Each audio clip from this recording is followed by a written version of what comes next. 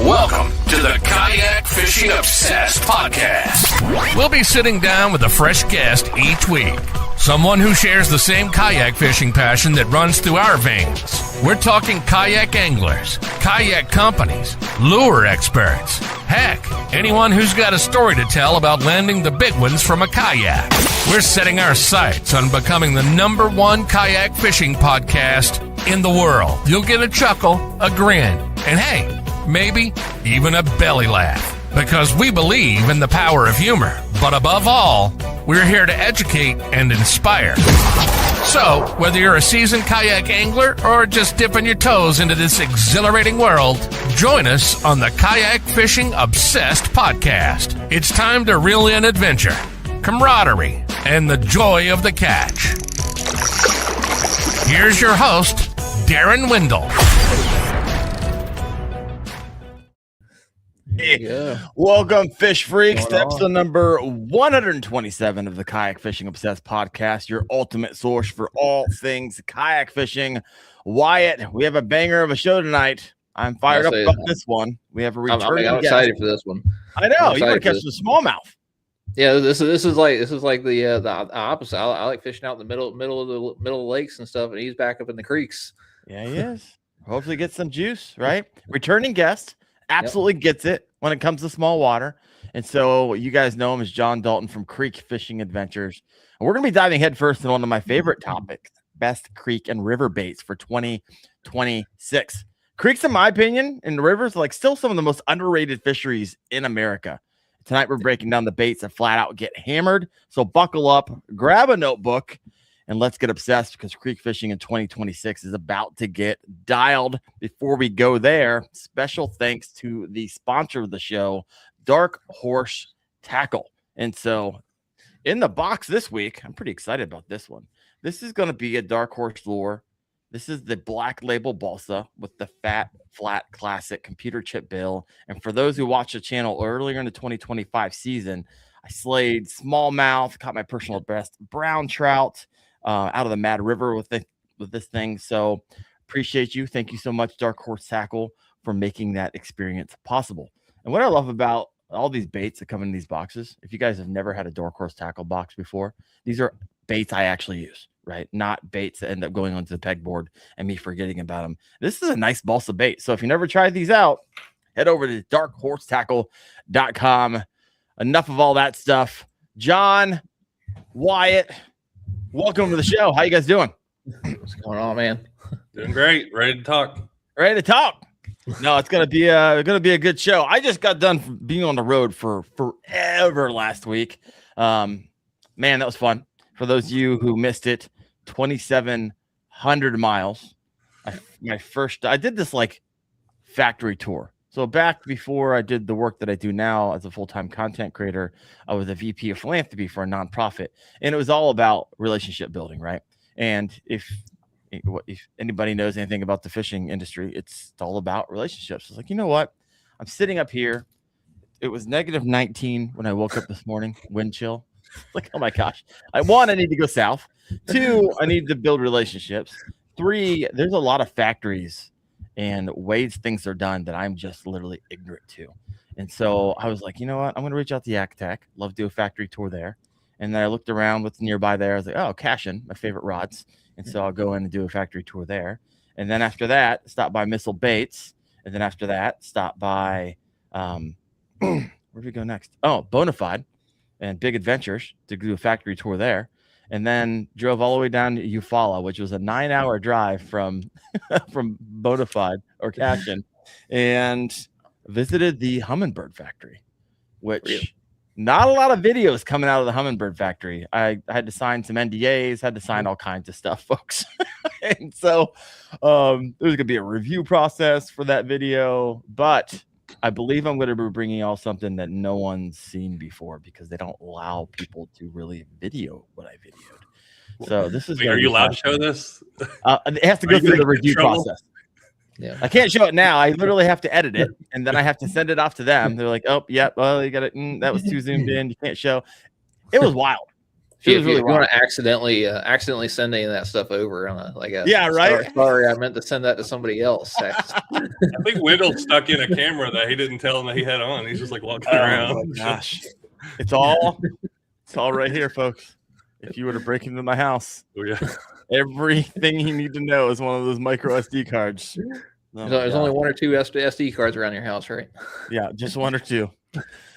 So it's gonna be good. I got the Bonafide factory tour edited, and it's gonna go live at 10 o'clock on Thursday.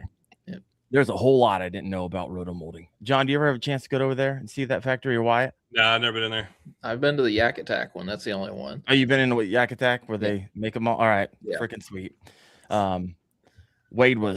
They treated us real good. Wade Clements had us over to his house the night before. We had a filet mignon. So if he ever invites you like to stay at his house, do it. Don't go get a hotel. Take him up on it. My gosh, treated my cameraman Jake and I like kings. That was awesome. The roto molding process was awesome. I think that video came out perfect too. Yeah. So look forward to that. And then Cashin. I guess I really didn't know how fishing rods were made. Like, I've always heard of mandrels and blanks and all this stuff, but actually seeing it made from the pre-preg, which didn't make any sense to me, so I saw it in person, all the way to where they cook them in the ovens to, when they ship out the door, all here in the US. That was fascinating. So I was actually editing that one today, and it'll go out next Thursday. So I had a freaking crazy week. K-Fast videos are done. We're doing the testing on that. That's probably going to go live here in a couple of weeks after we get the testing done and get, stickers made and get I just keep talking. Anyways, it's freaking crazy. I'm glad it's not fishing season because I'd be pissed off right now that all y'all are fishing, not me. John, what you been up to? You've been on the road. Yeah, last week I had this big trip. I'm like, I'm going to start out. So my plans for this year, I'm going into my 10th year of YouTube. I'm like, all right, I'm going to do all the things I've always wanted to do. Kicked off the year, went to Reelfoot Lake. It's on the opposite side of Tennessee for me. Okay. I'm like, I'm going to go over there. I'm going to catch all these crappie. These videos are going to be amazing. Oh, yeah. I'm going to have so much content. 3 days over there. Got one video from the whole 3 days. Caught, I think 4 crappie the whole time. Oh, gosh. Yeah, it was like three nights of, Airbnb spent, all the, 5.5 hours drive there and back. Man. So, I may be quitting YouTube soon. So, oh my gosh, that's brutal. So what's that lake known for? Like just insane amount of crappie? What's going on? It's like the best crappie lake in the world. What happened? Like, supposedly. But so I've never been there, obviously, and that, like, it was on my list, and I was like, but what I heard though, it's like totally different in the summer than it is in the winter. Like winter can be like really, really hard. And it was a lake that was formed in 1810 by an earthquake that like sunk in, and it's crazy history over there to it. But And then it's like only natural lake in Tennessee. It's all shallow. It's like this big, shallow, 10-foot. Most of it's like 3 foot deep, like the whole thing. No, it's like Ohio. But I got some amazing like scenery. There's all kinds of eagles. There's like cypress trees everywhere. But yeah, it was brutal of a trip. I'm sorry, man. That sucked. Real foot? Yeah. Real. Wyatt, have you ever fished that? I've never fished that one. I was watching the video. It looked beautiful. It looked like a caddo or a santee with the trees and stuff everywhere. Yeah, it's worth the trip. Like, I mean, I still enjoy. I try to enjoy every trip I go on, and get something out of it. Sounds like they were having a good time. Yeah, it's nice to catch something when you have a fishing trip. Justin Faircloth over here in the comments. Granada Lake is the go-to spot for crappie. I don't even know where that's out. Samuel Warden, at least you guys found some backwater and caught some fish, some awesome footage. I need to go check that out. Yeah, I got a lot of B-roll, a lot of B-roll in that video. 10 years on YouTube, and you're only like a few thousand away from 200,000 subscribers, right? Yeah, go ahead and subscribe if you're watching. Need 4,000 more to go. All 4,000 of you listening live right now. Yeah, all y'all. Let's get them over the over the hump tonight. So, interesting enough, I just got, if you're on YouTube in the back end office, I mean, the dashboard, it's like, hey, mine just popped up at 2. I'm at 5 years. It's like, man, it goes by so freaking fast. It's like, I can't believe it's been 5 years. So I got some time I need to catch up. I'll be catching up to you, John. I hope to hit 100,000 silver play button this summer. And I'm sure here just in a couple months, you'll get 200,000. Unfortunately, you don't get any type of play button for that, do you? No, I think 100,000. Then I got to get the million. So no, just $1 million. I don't know about that. 40 years later. Yeah, exactly. Goodness. Wyatt, have you been hammering them? I saw a photo pop up in my feed, and I don't know if it was like an older photo or if it was recent. That was from last week. I got a couple of hours and I ran out the lake and caught back-to-back 7. I caught like a 707 and a 727. And we all hate then catfish, and more catfish. 2 back-to-back 7-pounders. Yeah, a 7-pounder is my personal best here in Ohio, and here he is catching them back-to-back. Yeah, I need to go fishing. You went screaming by here. I did. I honestly thought about it. Oh man, this is wild. Like literally, what would happen? I would drive 9 hours, get up the next morning, film from like 8 to 12, drive to the next location, get in at like 8 or 9, and wash, rinse, repeat for 5 days straight. I actually did get some fishing in. Got my first bass of 2026 down on Lake Gunnersville. So I went out with both of the Hoovers, Austin and Chad, and it was a windy day. It was a nasty day. They probably wouldn't have went if I didn't press it so hard. It's like, I need to catch a fish. And I didn't actually catch it on Gunnersville. I went back in this little cove, and Chad's like, hey, if you look on your map, there's like it's like a quarry. So if you get out of your kayak and walk up, you can walk around this quarry and you can fish it. And I popped 4 in like an hour. I was like, oh man, if you haven't caught a fish in a month and a half, I tell you what, just the smell of them, like take a hit off them. My goodness, it was amazing. All right, where are we at? Tonight's show tonight, best creek and river fishing baits of 2026. And Wyatt and John and I were texting today, and Wyatt's like, oh yeah, I need to learn that creek and river game. So here we are. John, welcome back. For the folks who caught your last episode, which was a while ago, what's changed the most for you in creek and river fishing since we last talked? It would have been 8 months or so. I think I had since I've had you on. Yeah. This is my third time. Oh yeah, third time's a charm. It's gonna be the best one. Best one, I'm sure. I don't what's changed. I think a lot more people are fishing creeks and rivers. They're going shallower. Now I just did a whole river build, kayak river setup thing where I cut up an Old Town 120 topwater, the paddle version, and put a motor on the back of it. Why? I don't know if you've seen. I've never seen a video of anybody doing one except for Jake. Jake did one, and I've had the idea forever. And when they were on sale, I bought one. Bought it myself. It's like $1,100 delivered to my house when they were on sale because they were dropping them. And then I'm like, I love this kayak, so I put a motor on it. And then that's another thing is like last year I think it was the first time I had a motor like in the summer. So this year starting out, I'm going to be like being able to run up rivers and creeks and get into a lot more little tighter accesses. Yeah. just the lighter kayaks with motors, the more access you can get into little spots. So I think a lot of people are coming around to it. But I always say though about rivers and creeks is still whenever you go through there, you're going to be able to come across the most wildest unfished for fish that you're anywhere that you can fish. I mean, you go around Gunnersville and there's 17 boats going on the same bank every day. You catch fish, but I'm just talking about like pure wild and pretty aggressive. Not used to people and more aggressive usually because the way it sets up. But yeah. And there's a lot you can actually throw in order to catch them. Like you don't have to get all wild and crazy with your baits. They haven't seen a lot of these fish don't see too many baits very often. And I think it's easier to throw anything and catch more fish there because they're more reactive. They're all fighting for each other, and everyone's different. And some people will take like say skinny small waters like these big rivers. Big rivers are totally different. But like these small skinny stuff is get the whole panel laughing here real fast. Chad Hoover's like it's like picking up girls in Appalachia. Yeah. Yeah. Whew. I don't even know what to do. Where do we go from there, folks? I don't know. No, I love my buddy Jake. He's actually in the comment section. Daring about Unleash the Beast on the rivers here. That is true. Jake and I go out midweek, and there's a bunch of rivers around us, and man, they're just loaded. I remember going out and being like, we would catch 30, 40 smallmouth on a 7-mile float together. And that was in like the season where that's not like even in the spring. So when spring comes around, I plan on hammering them. I love it.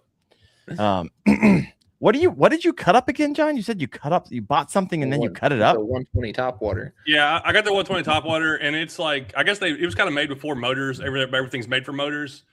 But I'd had one, and I always thought it handled amazingly compared to like the RVR and the Shoaly and stuff. I thought it fit right in there.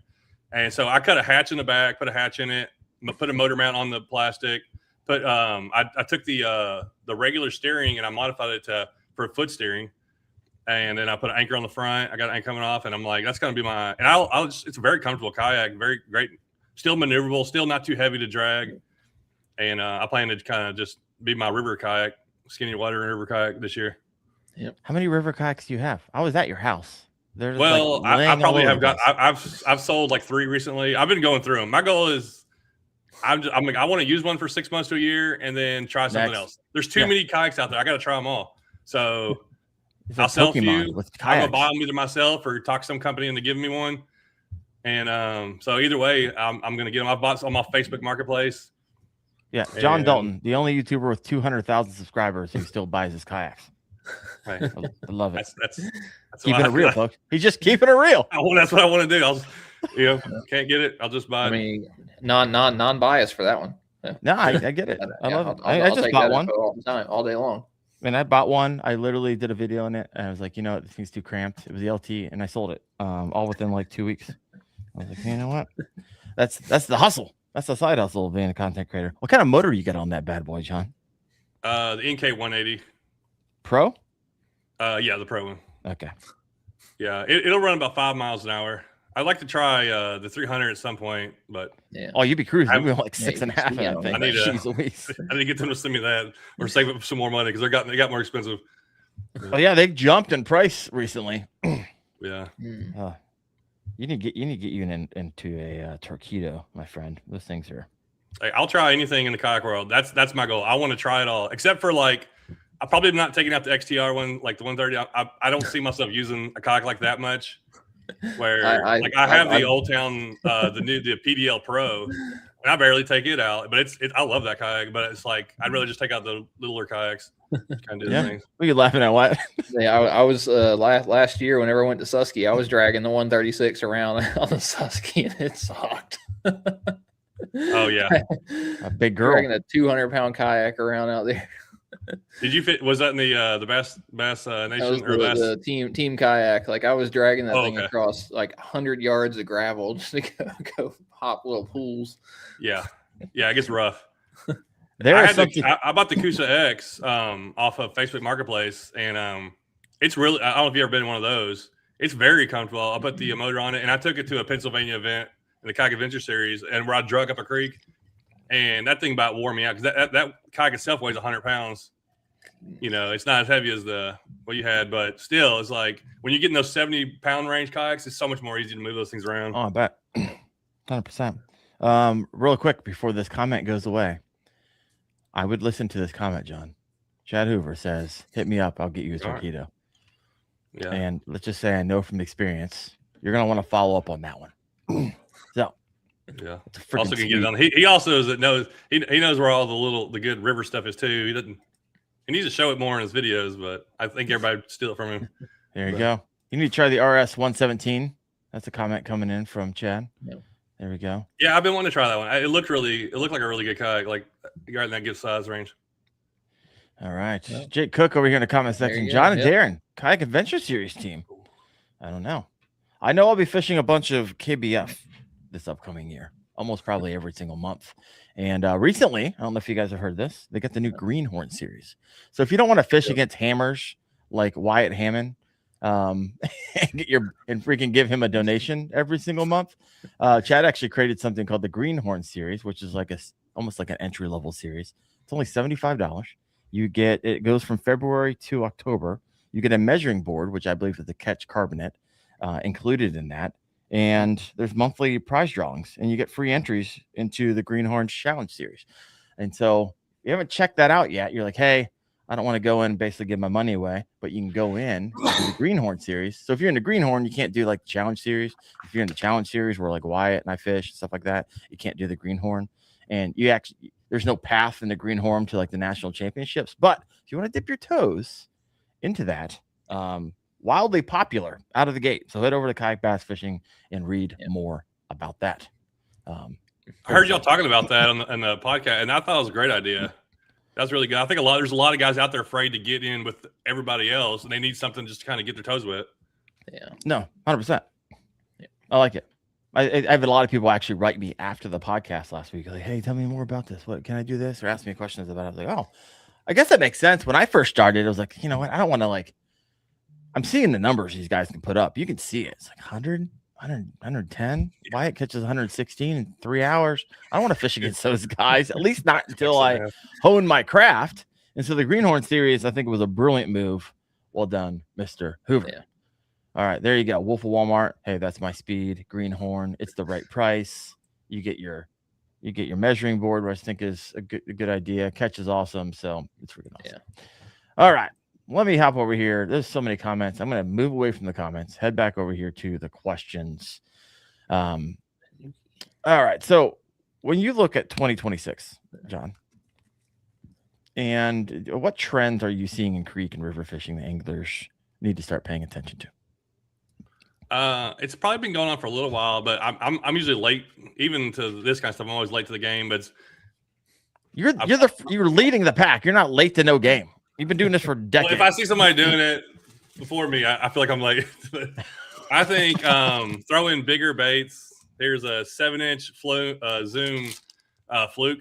Pull that the thing Magnum out. Super Fluke, like that. I've started using that a lot, and that's one of my go-tos for drawing out like good bites. But I mean, you can still catch like a 15-inch bass, but that's like a giant bait. It's not usually people think creeks think you have to downsize. You don't have to downsize. If all you're targeting is Wyatt size fish, you throw that thing. Now you may only get a few bites.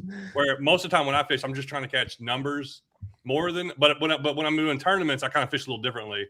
So even if I'm going on a shallow stream, I'll throw a big fluke like that, and it draws out some fish that you might not kind of be surprised we're in there. Hey, break that out of the package. You showed us the plastic for those listening in. It's just a fluke, but it's a 7-inch. Oh yeah. Did you put that on a 5/0 and just fish it weightless? Is that what you do? Yeah, I like it weightless. 5/0 or 6/0. There's a couple different hooks. Whatever you feel comfortable with. But I just hook it. I usually just hook it like a weedless, weightless. That way you can throw it anywhere. You can hit the bank and drop it in if you want to. You can throw it in a tree or throw it over grass and then twitch it coming out. And it's got big like erratic action. And then depending on what the fish want to do, but a lot of times if you fish in moving water, it's clear. A lot of times the creeks and stuff, and then you'll see fish come out and follow it, and you can get it to react real quick to get those fish to bite. But I've caught a lot of really good fish on like 18 to 20, like smallmouth and stuff on that. So that's definitely one. I feel like, I think a lot of people are starting to learn it, but yeah, don't be afraid to throw bigger baits. What you would just throw for in a lake. Yeah, a lot of times you hear the whole size down when you're going through the creeks, and I've been seeing the opposite. It's been fun to watch. So, what's your favorite rod, reel, line setup for that particular bait? And then are you brand loyal to? And no, you're not. I've been in your garage. You have 17,000 different brands. I still buy my own fishing poles most of the time. I mean, I get some from people, but there's nobody that's supplying me with an endless supply. So John, I want to try all things. So anyhow, I mean, you can a 7-foot medium heavy with 40-pound braid, straight braid. Oh, you go straight braid most time, yeah. With like a coarser braid, not like the smooth. That's one thing I have learned. I'm not an expert on any of this stuff. And anything I do say next year, I could be different. So just don't hold me to a word I say. I'm still learning. But I love it. So you said smooth braid, coarse braid. What are you talking about? Help me out here. I don't know. I don't know what the different brands are, but there's you get some braid that's like smooth casting braid. That stuff when I'm using it on heavy things tends to I've broke off a lot more. Where if you get like a coarse braid, like a 4 or the 4-strand or whatever I think it is, okay. It kind of seems to be more abrasion resistance from what I've seen. Yeah, it's so interesting. Yeah. Jake Cook over here in the comment section, straight braid, baby. I fish with him, and I'm like, bro, I know what'll happen the second I throw straight braid. I'll get it caught. It'll be a $20 jackhammer, and I won't be able to. I guess I don't know. Straight braid. I feel like they see it, but then again, does it really matter? Have you noticed? They see sticks and grass and all kinds of stuff floating down the river anyway. So my biggest bass last year was like a 6-pound river bass, super clear water, 10 foot of water, like the most clear visibility as possible. I was throwing one of these, and it was following it. And I'm like, this fish is not going to eat it. I let it drop to the bottom. It picks it up off the bottom. Straight braid and everything. Like, it didn't care. If that fish wants it, they don't. Yeah, I don't think they care too much. Yeah. Black Oak Outdoors 88 Power Pro V2 Super Slick is my go-to. So he's like, what you said, John, but the opposite. Yeah. It still catches them, So you don't think it matters at the end of the day? Why you don't think it matters? So I got the guys are asking about like 4-strand versus 8-strand and what he said coarse braid. Like I'll use coarse braid, that 4-strand, 6-strand stuff for vegetation, salt water, anywhere where I need abrasion resistance because it seems to hold up a lot better. But that like 8-strand stuff just casts. Like if I'm not around anything crazy, it gets picked apart because it's like super like cotton hair thread. It gets picked apart pretty easily on rocks and stuff. But it casts a little better. So it's kind of like what you're saying, that balance. Okay. So here's a question for you, John. Wyatt. Do you think baits are getting better or anglers are just getting better at using them? There's more information out there on how to use everything. I don't know. I feel like the more I fish, the less I catch sometimes. So going downhill. I don't even know. Up 200,000 subscribers for crappie, folks. John Dalton. There's more out there to try, and I don't really experience the thing where people are like, oh, they haven't seen this bait before, because I'm like in rivers and creeks where it doesn't. You can throw the same thing every day, but I mean, they do eat different baits at different times. Sometimes ones are better, but I could probably stick with my same 5 lures anywhere I go, and it's going to work. And that, just got to find what they're doing. What time of the year it is makes the biggest difference. Okay. Well, break that down for us. Yeah.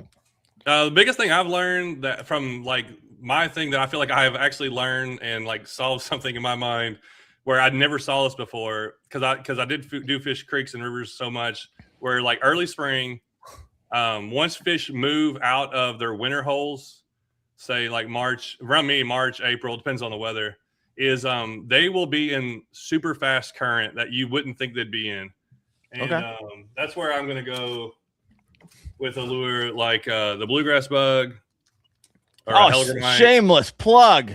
Oh, what? Did I what? Did I mention? I do the same thing, bro. Do the same thing. Yeah. But a lure, throw it in like I've caught so many good fish doing this where I would throw any other lure you throw. So in the summertime, have all your normal spots. You got the eddies, you got the foam, back all of the that pool, stuff. you got off of rock. Well, in the spring, smallmouth, spotted bass. I don't know about largemouth as much, but at least those two, they will be feeding like right underneath a current drop. So that like current's coming into a pool, like up in the current where the fast water is still at, and like there's the pool, kind of back here. I'm throwing like up in the current, letting that thing tumble down. And there could be 10 smallmouth sitting down in this current in 2 foot of water that you have no idea are there. And they want that lure at the bottom, bouncing right to them, kind of at a slow, kind of like a trout feeds. And that's something that I've really been able to dial in. And at the right times, even in the summertime, they can still eat like that. They can be up in that fast current. That's how I did really good on the Susky last year. Everybody was having a hard time catching them. And I caught 2 18s, a couple 17s, and a bunch of small fish right underneath a drop where those kind of those drops are. Yeah. I was throwing my lure up into the drop and letting it tumble down in there. Like, even if you were throwing it out 2 foot, you would never catch that fish. And I threw everything. I threw a spinner bait and swim baits and all through the same area. Nothing. Throw the Hellgrammite up in there. Boom, catch a fish. Are they actually sitting in the 2 feet in the fast water? Or are they over? Are they coming out of it and popping out? To me, in my mind, I can't see them exactly because you can't see them. I know they're there from just like confidence and just like know that they sit and they're not coming up to hit something. They're not coming out of the current to hit something. They want that thing to just kind of come right to them. And a lot of times that lure needs to be just floating normal and not look, unnatural. Not floating, but drifting, just bouncing on the bottom. And sometimes it'll be bouncing on the bottom, it'll sit there, and then they'll pick it up. That makes sense with the bluegrass bug, and it'll be big fish too. Yeah, the idea is that they hope a Hellgrammite or some type of bug gets caught, gets pulled into the current. Who did you show Ewing the little bug baits, or did he show them to you? Yeah, I think he does. He's been doing his own thing for a long time. Yeah. All right, got some questions over here. And some comments. Bass AF 817. Time on the water for me. Gotten better at utilizing techniques and baits.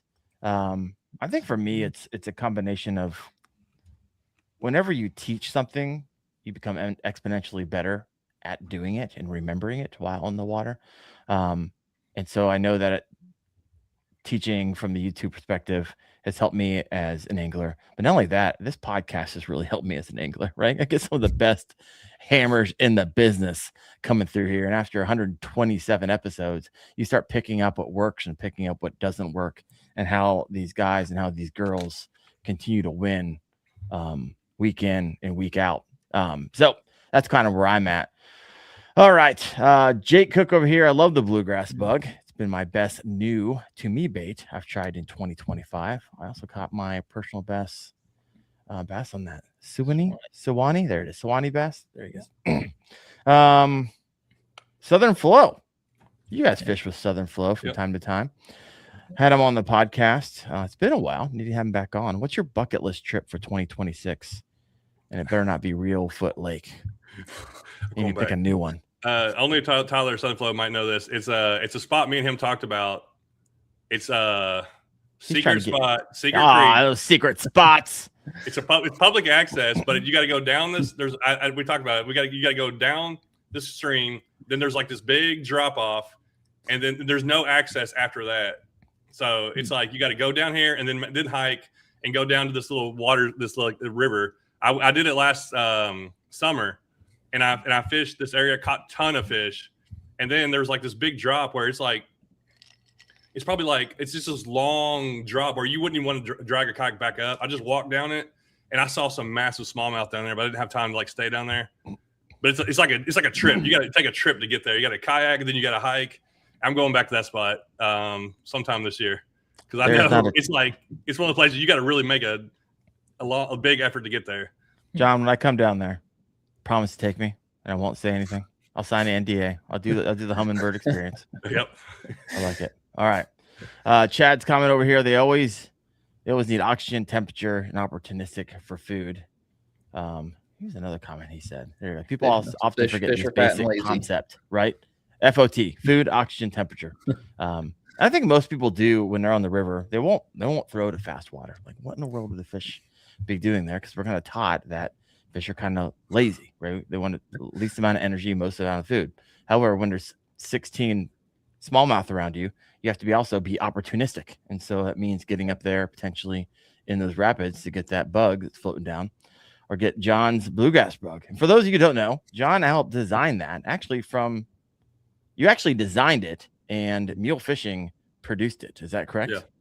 Yeah. So if you missed that, I'm not going to assume that everybody knows that, and that's why I said shameless plug. I was giving a hard time, but I have some of them, fished them, catch some fish on them, and great little lure you got there.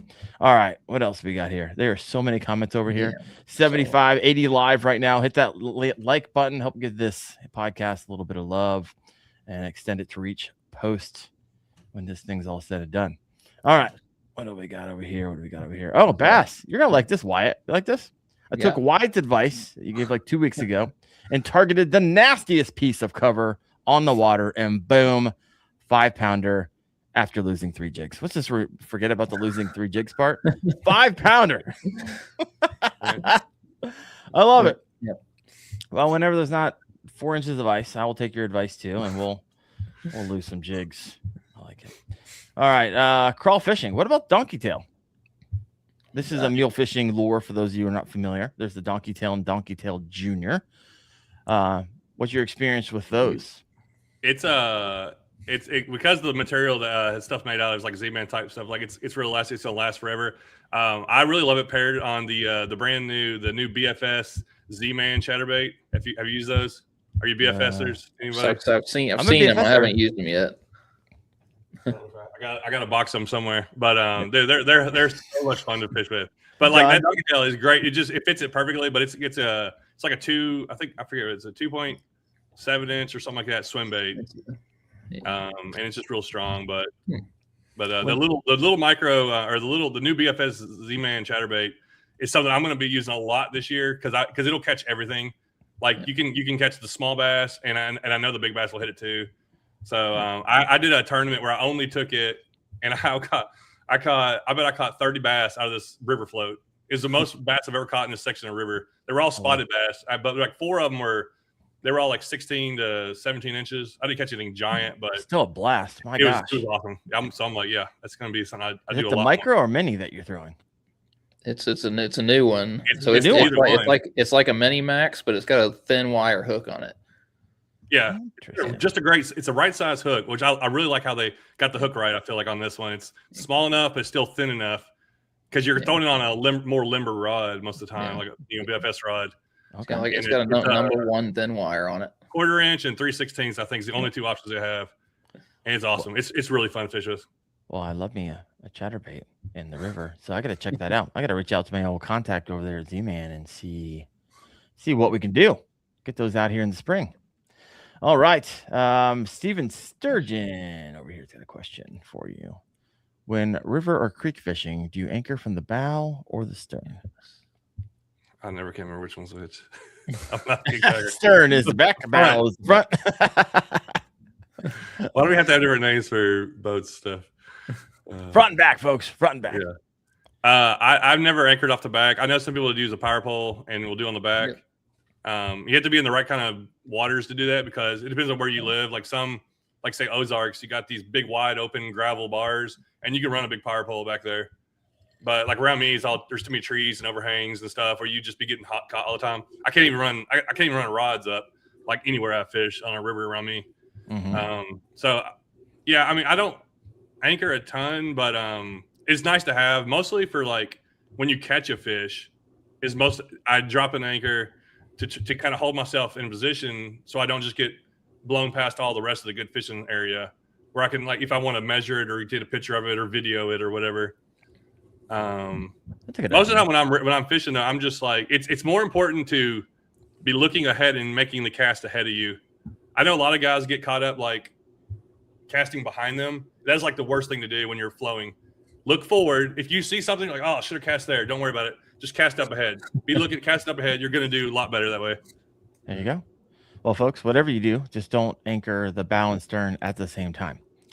So use one or the other. You'd be surprised. You would be surprised. That could be the last time you went kayak fishing. So one at a time.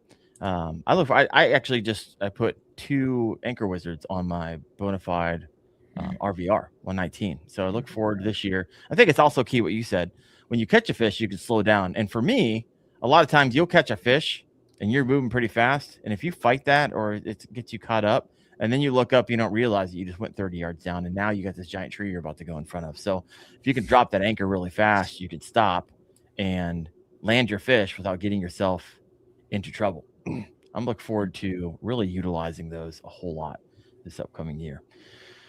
I got my RVR all rigged out toward the end of last season and got a bunch of good fishing in, but didn't actually get to utilize those yet. So I'm excited about that. Oh my gosh, the amount of comments that are coming through are pretty incredible. So I'm going to move over to some of the questions I did here. So if you had to pick one bait that screams 2026 creek fishing, what is it and why? And it can't be the ones you already chose, right? You got a 7-inch fluke. You got your bluegrass bug. And so walk us through. Oh, he's got a good one. What do we got? All right, I brought this. This is something I started using last year, and I will definitely have it ready to go all over. And it's the dangerous Bass Mafia loaded swim bait, and I really like the 5-inch because you can throw it on like any rod. You don't have to bring like a special rod. I don't think I can throw it on just a medium heavy. I can throw it on my spinnerbait rod.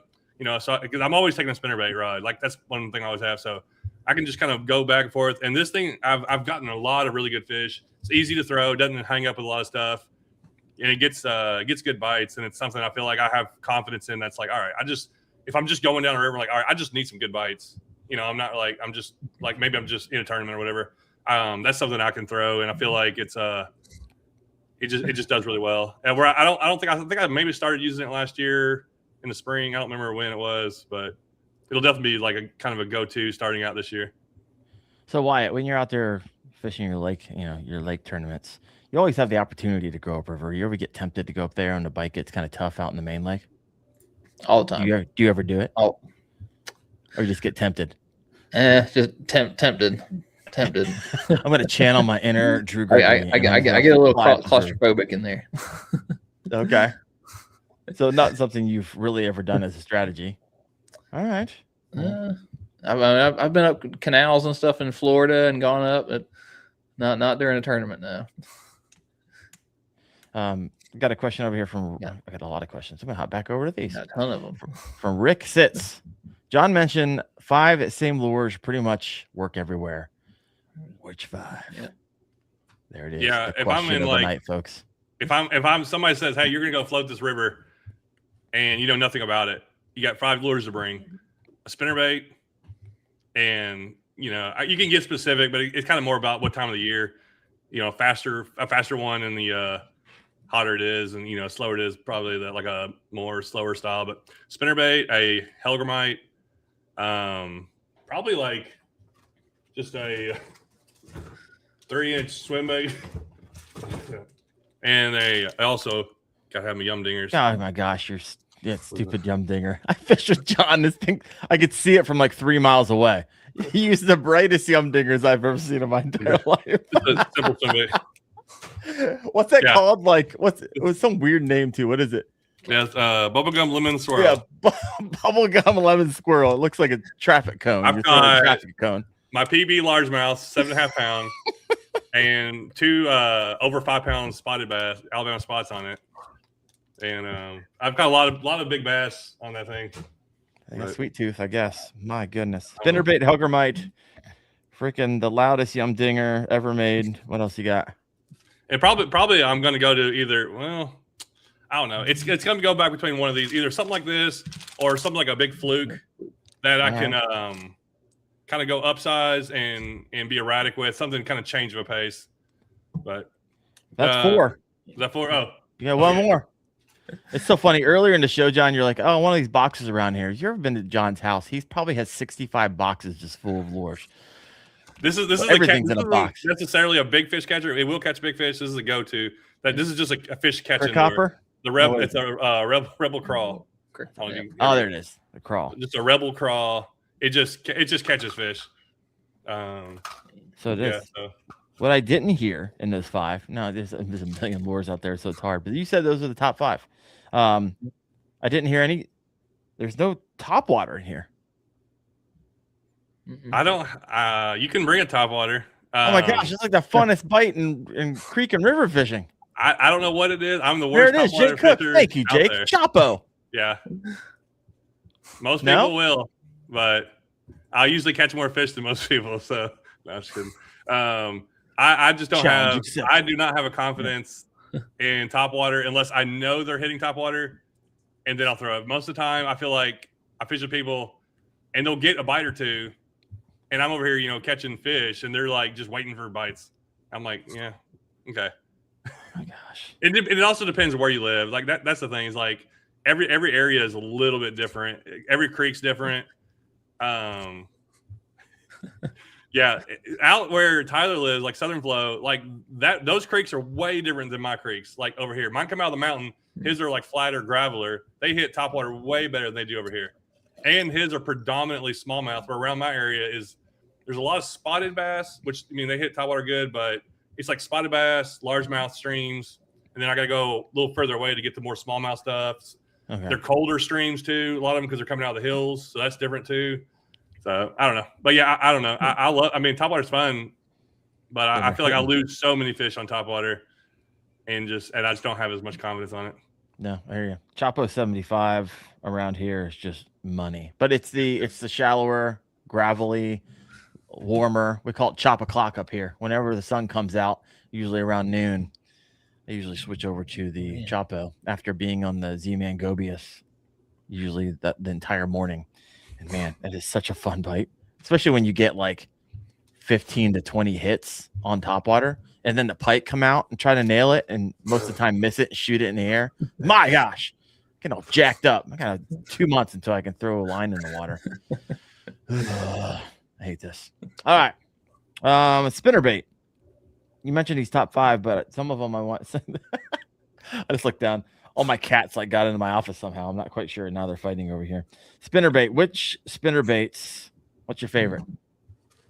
I always say one thing about topwater because I get this in my comments all the time. Dude, I throw topwater everywhere I go and always catch them. I'm like, you're not fishing all year then.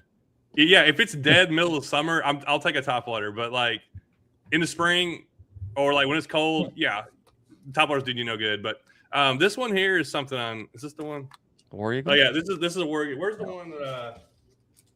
That doesn't look bright enough. Here's the one I started using a lot more. This is the Trocar series, War Eagle spinnerbait. It's hard to show it, but it's got a twist up here. I don't know if you've watched things about spinnerbaits where how they spread out when you catch a lot of fish and then it breaks. Well, this one has a twist up top. It's the War Eagle Trocar series, and if you're going somewhere where there's a lot of you plan on catching a lot of fish, this one holds up probably 5 times longer than ones that don't have it. And it's a little thicker, heavy. It's a little thicker metal, which, I know a lot of people say they want thin wire, but if you're taking one, if you're looking for something to try, I really like the Trocar series. It's just a beefier, heavier duty. Like I've used it on I'll throw this basically all day on like Susky if they're hitting the spinnerbait. And I was it 2 years ago I did it, and I don't even know how many fish I caught on it. It was just crazy. Well, everybody's throwing chatterbaits, and that works too. I'll prefer throwing this. I feel like I can do more with it. I can drop it down lower. I can do more. I don't know. It's just a preference thing. But John, we don't believe a word you're saying because every single one of your lures is still in the plastic. Well, I especially got those just so you can see them. You saw how many lures I have. This is true. He's got like 15 packages, so he's probably. I don't want to show you the ones I'm actually using. Oh yeah, give you the ones I like. Feel like you donate quite a few walk-ins. Yeah. Oh my gosh, so funny. All right, Helgramite. Any favorite? A lot of Helgramites out there. Yeah. Any favorite brand? I think Nico makes the best quality. Their 4.25-inch one's actually really good too. If you want to upsize a little bit. Mm-hmm. That's the one I actually caught 2 of my keepers in the Kayak Adventure series when I got 4th. I went up in size and then caught 2 18-somethings drifting it. But but they're drifting it. Well, you got it has some type of weight on there, right? Yeah. This is what I usually. This is basically a jig head I use for everything. The owner blockhead. 1/16 ounce. Yeah. The 1/0 hook. It's a nice thin wire hook that pins them really good. Because I'm throwing this on a spinning rod. I'm not trying to, jab it like really hard. And also when fish bite in current, there's a lot of slack line a lot of times. Mm-hmm. So you want a thinner, pointier hook kind of to penetrate. Just get a good hook set. Where thicker hooks, I feel like you can miss them some. Yeah, you're fishing river, your line catches the current. But I throw this on Hellgrammite, Yum Dinger, my swim bait, pretty much any kind of little thing like that. It'll do good with. It does a good hook set or hookup quality. I like it. You told us about your Yum Dinger. Any other colors outside of Rainbow Mountain? I think any would work, but the reason I started using that because I thought it was stupid. I thought this is the stupidest color. Fish will not eat this. There was a spot I was in. It was a river, and I caught 2 or 3 smallies off this little spot. I'm like, I'm gonna throw this lure. Boom! First cast, catch a smallie. Next cast, catch a smallie. And then I started using it more and more. Then I broke all my PBs in like largemouth and spotted bass using it. And I've caught so many good fish on it. I'm like, is there something to this color or is it just me being crazy? Because like there's no sense for this thing to work. But now it's like my confidence lure. I'm like, I've thrown it everywhere. I'll just throw it. I'll throw it all day and use it. I've seen you catch fish on it. I fished against you and you were throwing a rainbow unicorn. I guess I had to get a pack and go out one day. That'll be the video. This thing catch. I got a pack. I'll save this pack for you. Appreciate that. We can go to that special spot. You got to go up, down, river, up, over, and crawl through. I like it. And then the Rebel Crawl. Wyatt, if you were going on the river tomorrow, what would you be taking with you? My history on rivers has been pretty terrible. I'm a chatterbait in the river. There you go. Chatterbait buzzbait out there in the river. Buzzbait. I like a buzzbait. Yep. All right, what do we got over here? Oh, it's a smorgasbord of comments. All right. Samuel Ward, his 5 are Fluke, Hellgrammite, Rebel Popper, Spinnerbait, and Z-Man TRD Cross. Yep. I like it. Chopasaur, the number 1 bait I find on trees. Stump, hung up, snagged on river. I don't even grab them anymore. What? You don't drop the chop? I think every Chopo or whopper plopper I found it in a tree. I don't think I've actually bought one. Oh, really? $12 right there. I put one through my arm this past summer. I pulled it out of a tree and it just flew back and the hook went past the barb into my shoulder, and I think I had to push it through and then cut it. Dustin Hoy was with me, but he made it happen. All right, more questions. If you got a question for Wyatt or John, go ahead and throw that in the comment section and we will circle back to that. I have a smorgasbord of them. Let me see what we got here. How do you normally find these streams that you're fishing? You just like Google earthing and just seeing if there's a public access somewhere? Everything you can think of. It's just like I know a guy knows a guy knows Google Earth. I'll just get bored and look around Google Earth and be like, just follow creeks and rivers and look. I'm like, oh look, that looks like there's a pull off on the side right there. I wonder if I can get in there, and then I'll go drive to it someday. Or I have spots marked from 4 years ago that I'm like, I'm gonna get to that one day. There's apps, waterways. There's one that's a Georgia only one. That's was it Georgia Waterways? I got them all somewhere on here. Paddleways, the Georgia River Guide, Far Wide, and then you can use one. There's like All Trails. It's like it shows you trails and parks, and I'll use that sometimes to like look up parks that are on creeks, and that's a lot of my spots go are so like people like, oh, they're like, yeah, I walk by the creek every day. I never thought about fishing it. But they're like walking the trail, and I'll go to places like that. That's a lot of my wading spots, places like that, where you just greenway, anywhere there's a greenway, most times along a river or stream.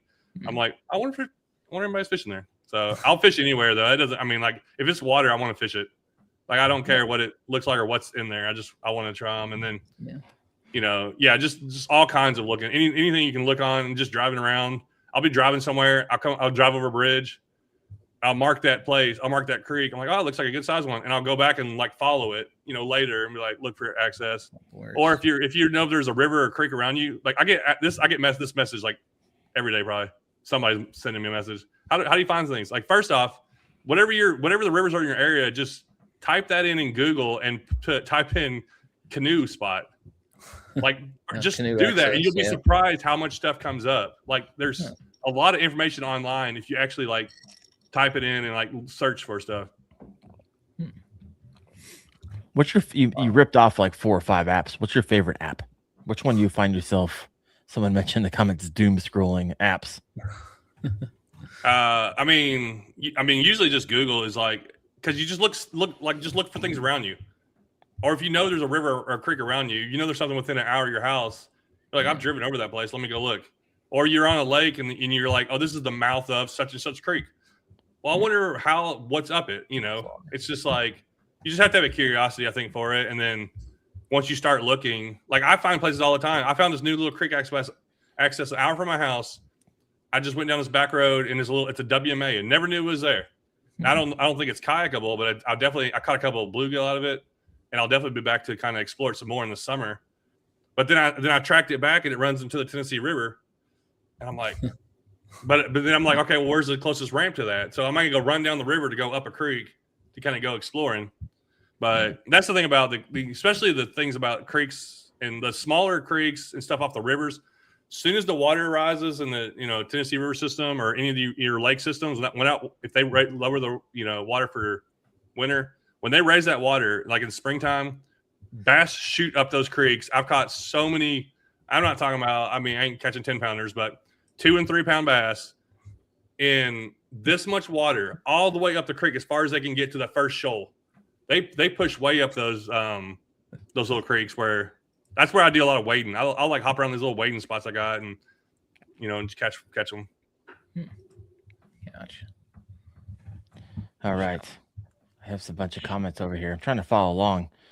Got a lot of people commenting. I love it. Yeah. Jake Cook, like on X Hunt, shows public and private lands.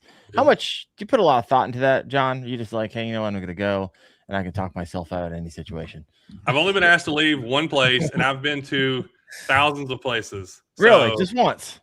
Yeah, and it was a guy that was like a caretaker for like this property. He's like, you're not. I can't. I got to ask you to leave. I was like, okay, no big deal. I go to see. This is the thing. I talk to all the TWRA agents in Tennessee and everything. They don't care where you go, only when someone complains. So there's a lot of places I go. I'm not telling people to do this, but there's a lot of places I go that are on private property, but they don't care. Everyone goes there. It's like a community access area. Now, if I see no trespassing, that's where I'm not going to do it. If somebody doesn't want you there, they're going to put up a sign, and usually that's the main thing you got to look for. So I find places all the time that look like there's a trail here. Definitely people have been fishing here. I'm going to walk down it and go explore it. Georgia's a little bit stricter on some of their laws. So, and I've heard Colorado's like the strictest. I've never been up there, but you got to kind of just, some people have yelled at us before, but they usually think that we're like in their backyard. And once they realize you're fishing a lot of times, they're like, oh, because most of the time I go to places like no one's there, no one's going there. So they're kind of not used to seeing people. So you got to watch out for that too. You go to places that no one goes to, you're like, but if you go to places that are normal, you see like, oh, it looks like people are fishing here. There's a path. There's a million buckets of worms right there. So all those people are fishing here. Right. I guess I go. You got Southern Flow over here. Made some good friends with property owners, just chatting them up. Always compliment, clean up, and ask if they need work done. I liked it all the way up to ask them until they need work done. So yeah, I would imagine. Have they ever taken you up on it, Southern? Yeah. Well, actually, he's like, I need that tree not chopped down over there. Yeah, I'm gonna go get my honeydew list. I'll be outie. Oh my gosh. All right. If you have a question for John, go ahead and throw that in. We are coming up on an hour here. That went by real fast. Real fast. Yeah. All right. So when you're you had like one. 17 questions over here. If you have one, Wyatt, go ahead. No. Mine was just how often you stepping in pluff mud around there, because I know I'd be drowning in it out here. Pluff mud. Yep. What is that? Yeah, we all mud on the river. You sink in up to your waist whenever you walk in. Most places there's a lot of gravel, but there is some mud. that's what's funny is like in my town, I have one creek that's like all rock. It's like clear, rocky, and then there's another creek that's all mud. And muddy ones are like you can't really. I've caught some good fish out of it, but there's like no. It's so hard to fish because the banks are all mud. That means there's trees down everywhere. Yeah. So it's like you can't kayak it, you can't wade it because you can't see it. So muddy streams around me, you really can't even like get in to access them. I mean, I try, I do some, but it's just so much work. What's this we're hearing about you getting shot at out there? Yeah, did you get shot at? Someone shoot Yeah, a gun? no, that was one where me and Josh Sharp. I've been to this creek a few times, and here's another thing. When you go places, if you go by yourself, you're really quiet, and like most of the time nobody knows you're there. But if you go with people, like I was with Josh, and we were just talking, and we were walking along the bank, way up this creek, like some backwoods area, and this woman she fires off a gun in her yard, and she's like, "What are y'all doing?" And Josh is behind me, and I was like, "What happened?" And so he's like, "We're fishing the creek." She goes, "Oh, I thought y'all were doing something in my backyard." Supposedly, she said, "Well, I had some people come up here a couple weeks ago. We're messing around with something." So she was just on like super high alert out in the. This is like out in the woods, out in the middle of nowhere. Oh wow. To me, it was like no big deal. I'm like used to that kind of stuff. But like people had a heyday of like, all these things. You can't do this. You can't do that. You're just used to people firing warning shots, shotguns around you. Yeah, it's like no big deal. That's like that's just what people do out in the country. I had a gun on me too. Here in Ohio. Do you carry when you go out there? Yeah, most time. Okay, that's probably why you're not as worried as most. My goodness, crazy. You've been doing this for a decade now. How far do you now have to travel in order to fish a spot you haven't fished before? I've been looking at some places. I got to go 2.5-3 hours to get to stuff that I'm like that I don't fish very often or haven't like fished. There's a place I want to go, but it's like 3 hours away. I've only fished it like 2 or 3 times, but it's like really good. It's like, man, it's a long drive to get up there and back. I think that's part of like you said I've been doing this 10 years. I've lived in the same town for 10 years. So I'm bored of fishing everything around me. And I'm talking about everything. I have fished multiple times. Every single ditch, creek, everything, every inch of river around me, and I'm like, I think that's why my YouTube is down right now, but I think part of it's because I'm like, I just don't have it's not as exciting because I fish the same places and I don't like fishing the same places very often. Like I got some good spots. I go there maybe twice a year, maybe 3 times a year. I try not to just go to the same place over and over. But yeah, I'm trying to travel more to go to more things. What do you mean your YouTube is down? Nah, just like views, and I feel like I don't know. I just been a little slump. Views are down. Everything's down right now. It's also January.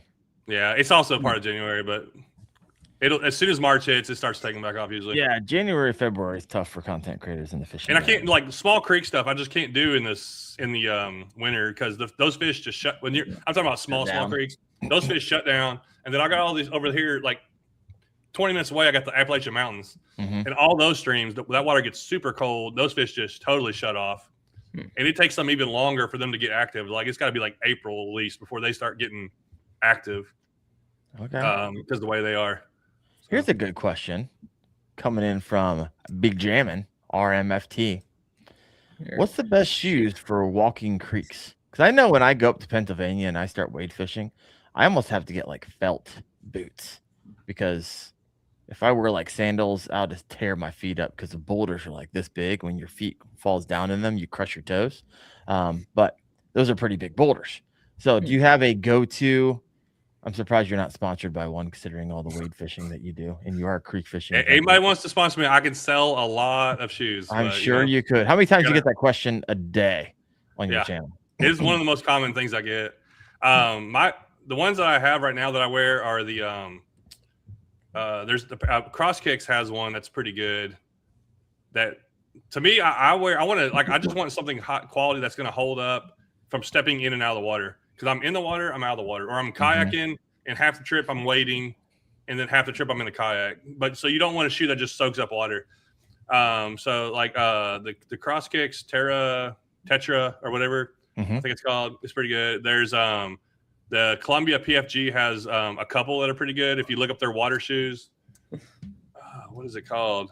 I could probably find it on Amazon, but they're like $100, not too expensive. Yeah, the Cross Kicks Tetras. But the Columbia ones are like tennis shoes. They're very, very comfortable shoes. Okay. Now, none of these have felt soles.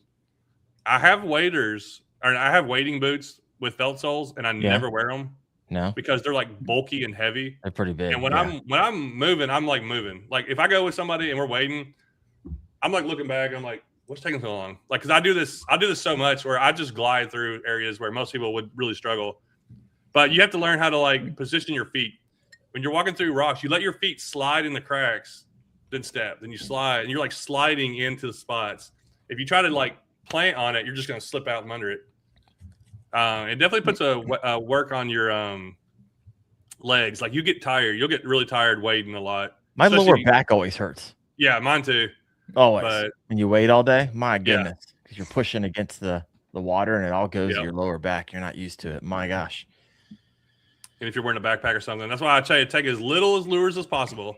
I take a little bitty backpack if I'm just a wading trip, one backpack, one rod, and try to have like just a handful. I don't need 7 colors of the same lure. One color of one lure, maybe something else. Like how many times am I actually going to change, on that kind of trip?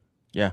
Now, if I'm kayaking, you can take more, and then if you're in and out, you can get out and wade and fish an area. Yep. You can get back in your kayak and float through. Or if you want to, like I'll float down sometimes and drag my kayak back upstream. Or or now with a motor, you get up to a shoal and you pull your kayak up it. But yeah, just having something good and comfortable. Even if it's just tennis shoes, like they all wear out. Nothing lasts that long. Well, they wear out for me because I use them a lot. But like, I can't think of anything else right now. Do companies reach out to you and be like, "Hey, I want to send you some shoes to try out"? It'd be nice, wouldn't it? Dude, no one has. I mean, I did get the Columbia ones for free because I signed up for something at ICAST, but they've never they didn't know who I am. They were like, just sign this thing and we'll send you some shoes. Okay. I'll sign that all day. I mean, I got a free pair of shoes, so you can sell my email if you send me a free pair of shoes. I don't know. I'm not good at branding myself to companies, like telling them why they should work with me. But John freaking Dalton, folks. Yeah, John Dalton. People don't know. Yeah, Jake Cook says as soon as you do the what to wear to wade video, you're apparently your views will jump back up. So there you go. This is how you break your slump. Jake's got all the answers for you. Yeah. A couple questions for you. B. Jammin, RMFT. Have you ever been snake bitten walking the creeks?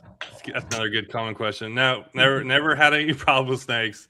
I've almost stepped on several, but I'm not. And I also don't fish a lot of areas that are like there's cottonmouths, so I'm not like too worried. There's no alligators or cottonmouths around me, at least on my side. I seen a rattlesnake one time. But you get the big wolf spiders. Yeah, we got some big spiders. That's what I hate more, going through woods and stuff. You're just like spider web, and then you're then you got one crawling on you. You're like, oh, but no, I've never had any problem with snakes, and every snake I've ever come across. Oh, I had one almost drop on me. That was like Bill Dance style. But I think it scared the snake more than me. But I got it on video. I'm wading up this creek. And in the video, you can see it laying on this little limb, about head level. Okay. So I step up to like go under it, and right when I did that, it just drops right in front of me, just like a brown water snake. But snakes will run. Snakes, I hear them all the time. Like I'll be waiting or something, and you just hear, and you hear, really? What was that? It's usually a snake dropping in the water. They're in bushes, overhangs all the time, over water, and they just drop in like a turtle does. See them all the time, but I call them nope ropes. No, thank you. Yeah. I want nothing to do with that. That holds a lot of people back. Like from walking through woods and walking through creeks, people are scared to death of snakes. But like, do you know anybody that's ever been bit by a snake? Now it can happen. You can step on one and cause it to bite you, but most of the time they're not. They're running from you. Usually. Yeah, I'll still do it. I'll walk through there. I just don't like seeing them. or hearing them plop. I think you got a better trees. chance like weeding your yard to get bit by a snake than you do probably like out in the woods. I believe that. I'm not saying it's logical. I'm just saying it's in my head, 100%. Yeah. All right, a couple other questions here. What do we got? Real Stupid Fishing. What a fantastic name. I love it. He's even got an AI logo for that. Went wading last weekend. It was around 30 degrees here in Kentucky. 0 fish caught. Any tips for cold water river fishing? Yeah, if I'm doing this, which I'll do it some, like I said, it depends on where you're at. Mm-hmm. I feel like I don't have around me. There's some rivers that are good for winter fishing, but if you're like doing a creek, I'm looking for deep water, the deepest water in the creek, and that could be 4 foot deep. And I'm gonna fish really slow with like a hellgrammite or a jig. I'm gonna throw it out, and I'm just gonna let that thing sit. And if there's like a, you know how you see like a root ball, and you know that's like there's probably a fish hiding in that kind of area, let your lure sit there on the bottom for 4, 5, 10 seconds before you pick it out of there. Oh, wow. Because I watch them, you know, you'll see them in clear water, and they'll come over, especially in the wintertime, and look at your bait for like 3 seconds, and then just like really slowly eat it, and you'll never feel anything. So when you pick back up, kind of pick up soft, just see if there's something holding on to it, because sometimes they'll hold on to it, but if you jerk it away, they'll just let it go. But if you pull up soft, they'll kind of grab it, and you're like, is that a fish? And you just got to ease it away and see if he tugs back on it. But for me, it's just slow, especially in creeks. In like small water, it gets cold fast. And you might even be throwing right in front of a fish, and he just looks at it and never picks it up. That happens a lot too. Yeah. So how do you keep from spooking fish when making like repeated casts in skinny water, real shallow water? Do you have any like techniques, or do you like, hey, I'm going to throw, this is a honey hole, and I'm going to throw light lures and switch out a little bit heavier, so I'm not splashing hard on the cast, so they all spook? Or you not really think about that whole lot? If they spook, you're not catching them. The fish that spook, because I've seen people throw, you probably have too. I've seen guys throw a 10-inch glide bait on top of a largemouth bass, and I've watched that bass come hit that lure. So to me, I don't think it's spooking. Spooking, like when you spook them, like people say that, it's usually you walk right up into their area and then spook them out of there, like out of their area. Yeah. But I don't, if your lure spooks them, and because that happens sometimes, you'll throw it and like, oh, that fish just swam off.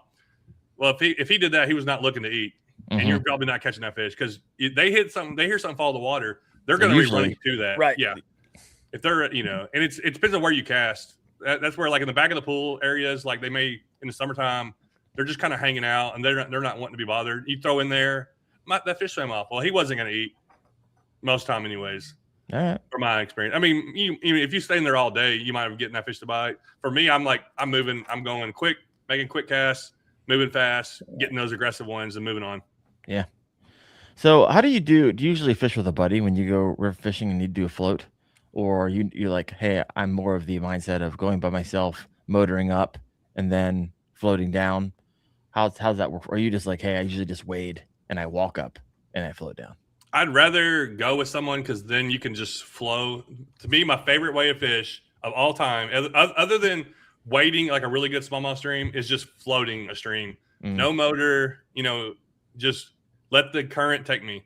We got 6 miles. We're going to put in here, and we're going to take out 6 miles later. When we're at the end, we're done. But we're just going to float through here, take our time, fish it as we want to fish it, and then when we're done, we're done. Yeah.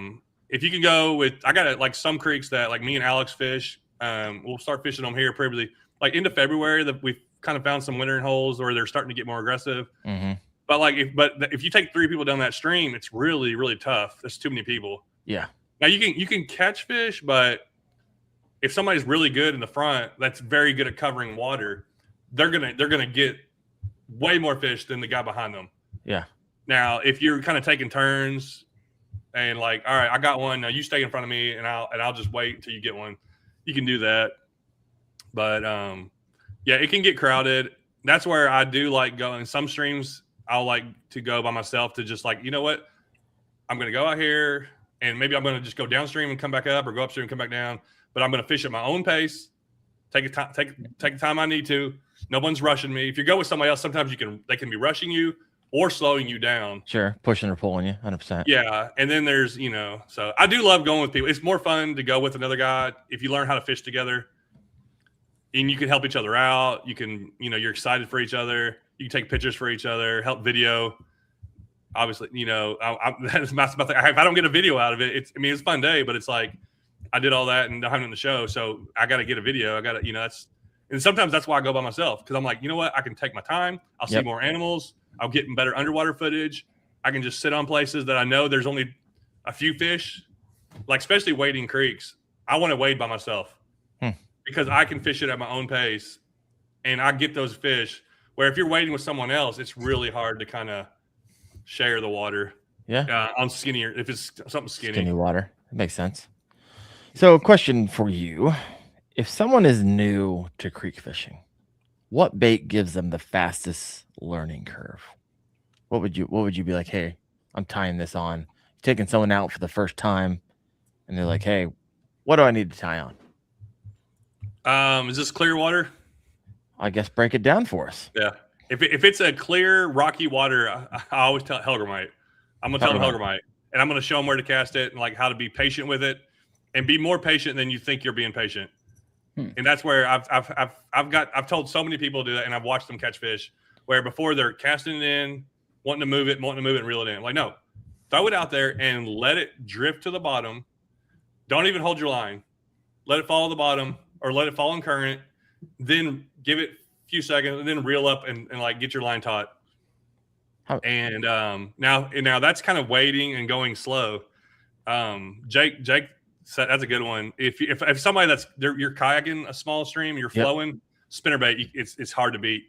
Just chuck it, wind it. There's so it depends on how you're fishing. If it's muddier water, I'm gonna go with spinnerbait or chatterbait. It all depends, but it's I think you kind of just need to don't rush anything. It's like even with spinnerbait or chatterbait, you can just slow roll that thing sometimes.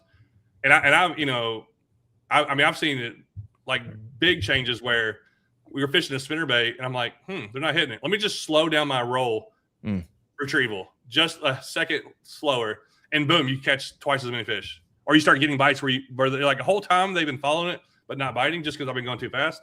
Yeah. So I think throwing a lure and varying the way you fish it. Don't just only fish it one way. Vary how you're doing it to figure out how to get more bites. Same thing with casting. Cast everywhere. Like some people are like they only look for they're only looking for the foam. I barely catch fish out of the foam. I catch fish way more places than I do out of the foam.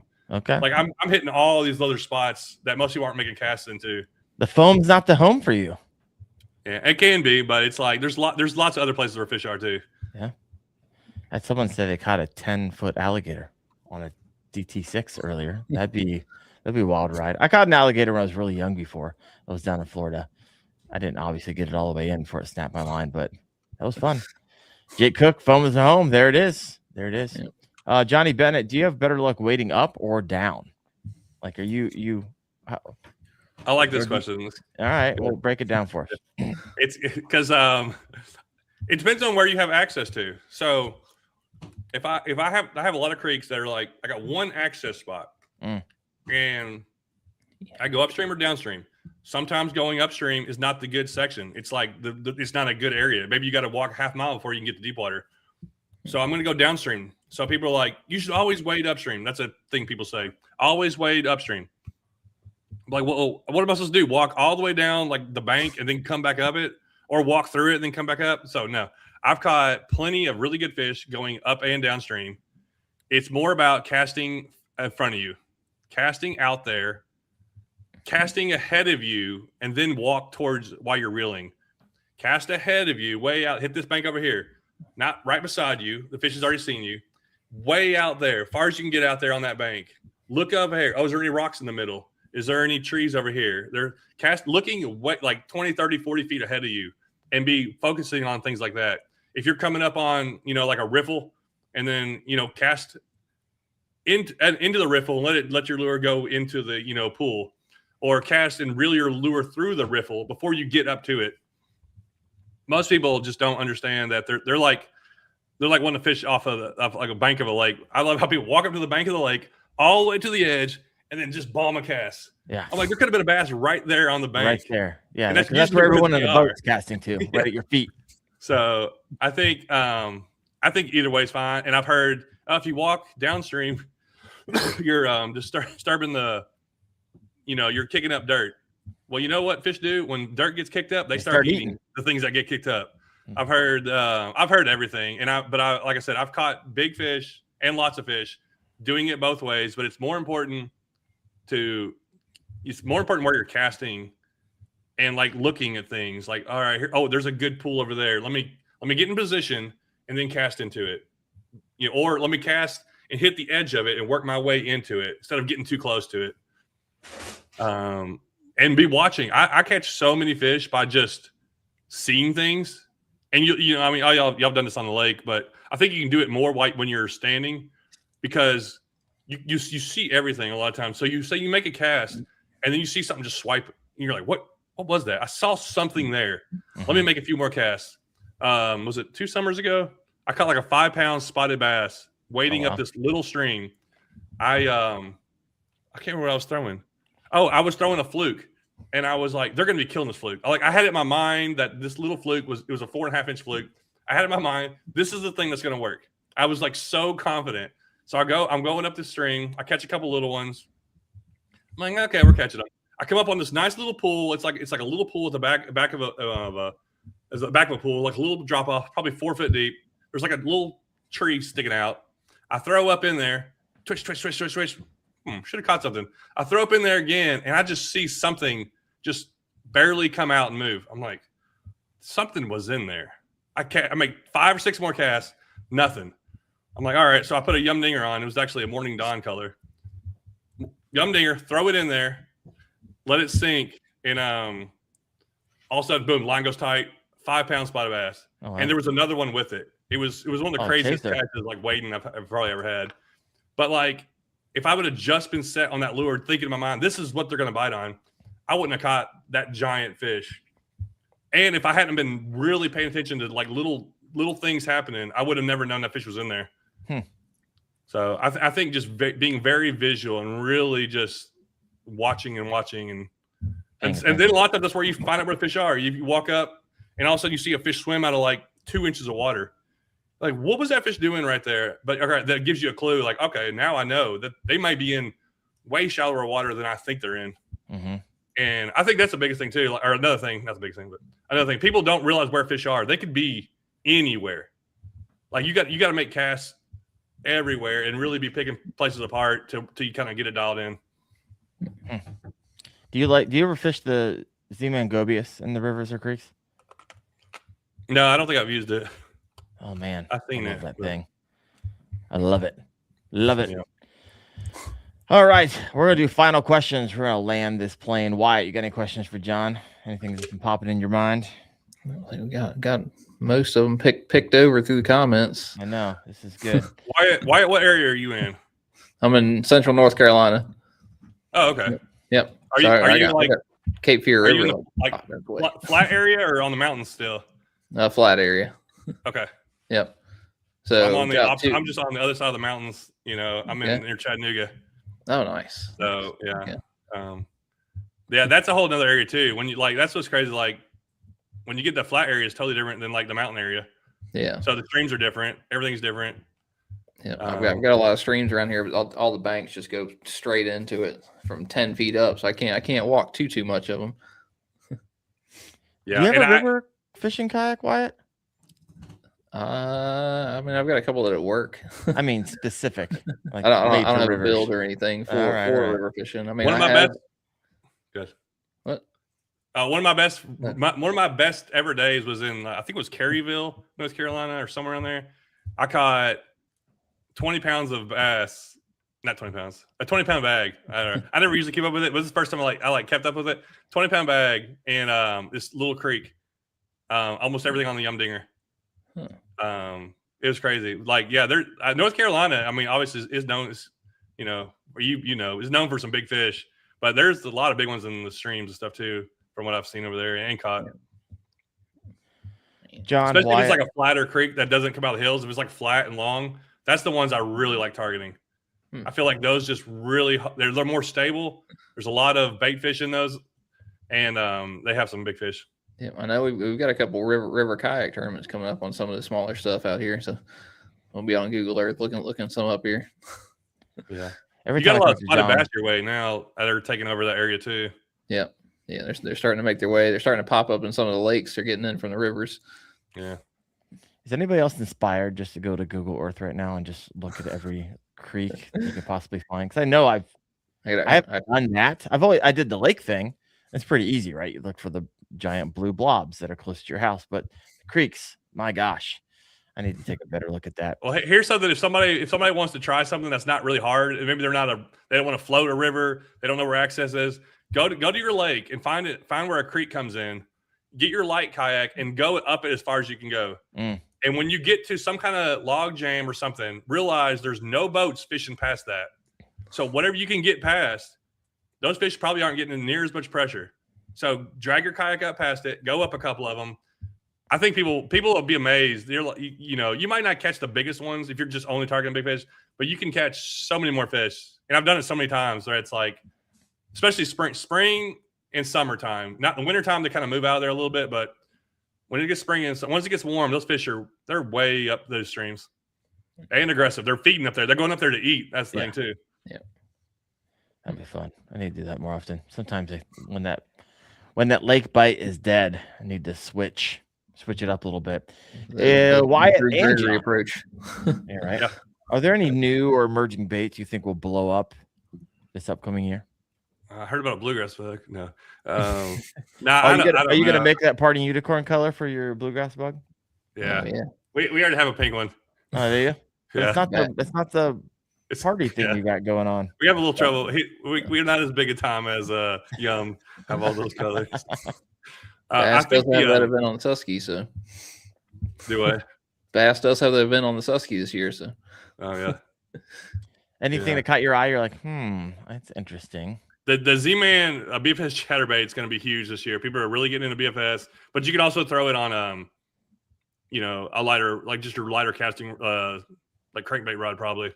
Yeah, that's going to be fine. Just if you're looking for something that's going to be just catch fish, like that thing will just catch them all. It's just a catching fish thing.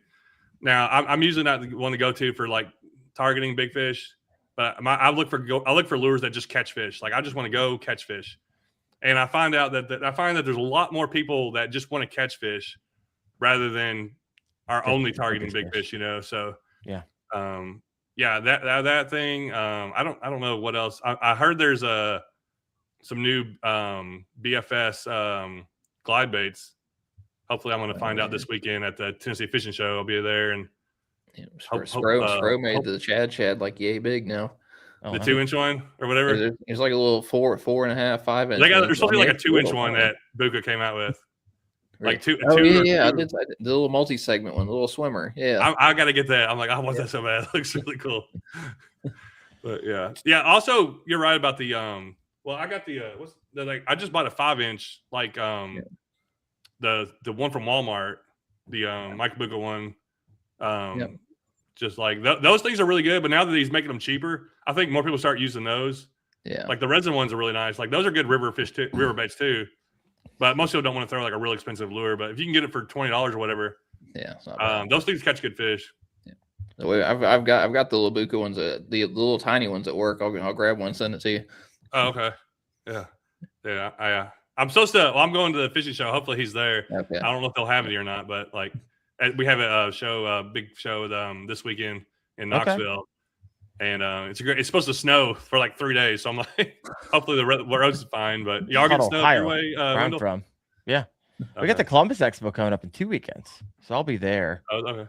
I'll be there Friday, Saturday. Also, Aggressively Average Anglers are going to be there. A bunch of other buddies, a lot of people. So I look forward to bouncing around. I won't be at any booth. I don't like sticking around at booths all day. I still like going around, walking around, and I might actually put one of my kayaks in a there's like a contest put on by Raccoon Creek Outfitters where like fully rigged to the gills, and then there's another one with like simply, as simple as it gets or whatever. So I'm gonna bring home a trophy. I'm tired of looking at Wyatt's background and seeing all these trophies. I can't win a tournament, but I can win a kayak rigging tournament. Here's my trophies. Yeah, there we go. It looks monstrous if you put it right there in front of the camera. Yeah, it's freaking long arm that trophy. Yeah. Last two questions for you both here. Well, real quick, someone's asking in the comment section. John, are you going Friday? Tuesday? Yeah. So I was talking to Wendell earlier. We were talking about your travel and everything, but I started going up there and setting up a booth. So I've gone the last 2 years. Now it cost me more. It cost me probably more than I make. I try to sell hats and I'm gonna sell bluegrass bugs, but it's in the Knoxville area, and the amount of people in that area that watch my channel are just like people I know is crazy. I will talk to people the whole time. So for me, it's like a thing that I'll be at a booth in the kayak room. If anybody watching knows where that's at, it's easy to find. But I just like talking to people. I've been doing 10 years. There's some people are like, oh, I used to watch you when I was little. I'm like, that's nice. Yeah, you're becoming legend status. Yeah. It just really means you're old. I just kind of use it as like a meet and greet for a lot of the fans in the area, and it's just fun time hanging out. Yeah. You go to talk to John, buy one of his hats, folks. You don't lose money going up there. Come on. Bring some cash. How much your hat's going to be so they come with exact change? Probably $30. There you go, folks. I think $30. Walk home with a creek fishing hat. Sure. Two questions for you. Oh, I lost it. Where'd it go? All right, here we go. Nope, lost it again. If listeners remember one thing from this episode about creek fishing, baits, anything we talked about, what should it be? What was that again? If listeners only remember one thing from this episode, what was the most important thing that came out of your mouth tonight, John? I don't know if I said it, but it's like, don't be afraid to go and try anything, even if it looks shallow, or you drive over on a bridge and it looks, that doesn't look like those fish. There's so many deep holes in creeks that like you can't see unless you go walk them or look for them. There's so many places. There's so many good places out there that people drive by every day and don't even try. So don't be afraid to like stop anywhere and fish it. And especially if you're just fishing for multi-species, like you're just trying to catch fish. Yep. The best places are usually right in the middle of town, right under bridges. Like I've caught so many fish in the middle of my town where I took you, Wendell. I caught my first Coosa bass. You put me on it. I'll go to that spot in the summertime. I catch 15 fish in that little area, and it's like it's only 2 foot deep. So, and there's so many places. And also, I think the biggest thing is casting and like looking. Like people get really focused on like one little thing. Like be looking, scanning. Even when kayaking, you're looking and looking for good places to cast, where you're picking out the best cast in front of you, whether you're waiting or kayaking or not. Because you want to cast in front of you, hit that spot, and get that bass to react before you're right on top of it or something. So we're at the beginning of 2026. Anything new that you're doing this year that you haven't done in years past? What can we expect from Creek Fishing Adventures in 2026, John? I really haven't announced it. Dropping stuff right here. Now? You doing it right now? Yeah. I think maybe I've talked to a couple people about it. I'm going to make a trip to California this year. Whoa. Boom. I'm turning 40 in a month, 10 years of YouTube, coming up on 200,000 subscribers. Everything's coming together. I'm like, all right, I got to do it. It's time to do something crazy. I want to go catch. Dave's got those in his creeks. Have you heard about the, is it pike minnow or there's some kind of fish out there? I didn't even know that was in there, but he has them in a creek by his house. I'm like, dude, I got to catch that. So I'm going out. I want to do, I don't know whether I'm going to drive or fly, but that's going to happen this year. That's on my main thing to do. That drive would be brutal. And also a giant write-off. Man, look at all the water you get to go across. You would never make it there, John. You stop by like 70. It's going to take you 75 days to get out to California and then 150 on the way back. Extended trip. Oh my gosh. Anything else? You're going out to California? My goal is to do like bigger things, do things I've never done this year. I'm like, I just kind of feel like it's a time to kind of just try new things, try going places. I might try to I'm going to do like probably 2 or 3, maybe 4 of the Kayak Adventure series. I really love those. I might try to go to that, the one that I think it's Bassmaster. Is it in Caddo or in Louisiana? You're Wyatt Land. Caddo. Yeah, I'm like that. I've always heard about that. I'm like, man, this would be a good time to try it. I want to try doing some cool things, like things that just I've never done before. I'm like, you know what? Let's just try some different things this year. You ever fish up here in the Caribbean or the Midwest? Ohio. Yeah. A few times. Come on, get up here. Yeah. I'll take you to my honey holes. You have a good time creek fishing. I actually need to take you to Pennsylvania where we go wade fishing in some of the offshoots of the Susquehanna. Pretty freaking sweet. All right, folks. Well, we're going to wrap this up. John, appreciate you hopping on. Special thanks to our sponsor once again, Dark Horse Tackle. Make sure you check out the Greenhorn series if you just like this kind of a little bit of tournament talk we've been having going on. But appreciate you, John. I'll have to get you on. You're a regular every 6 or so months. I circle back. Love having you on. In between the times I have you on, I usually am down there. We go fishing a little bit. You put me on my first ever new species of Coosa bass. Never caught one of those. So we almost died by a lightning storm afterwards, but nonetheless, we pulled that out. You got it right before. But yeah, I always appreciate you, John. I love your content. Love what you mean to this to the industry and to kayak fishing. So thank you for what you do. Appreciate it. Wyatt, appreciate you as well. And we will see you next Tuesday night, 8:30 p.m. Eastern on the Kayak Fishing Obsessed. I can't think of who we have because I booked them such a long time ago. Do you remember, Wyatt? I can tell you. Achigan fishing. Oh, Achigan. Yep. There we go. We're going to talk more smallmouth fishing indoors. Come on. We're back to back smallmouth. Shrinko is next week. There we go.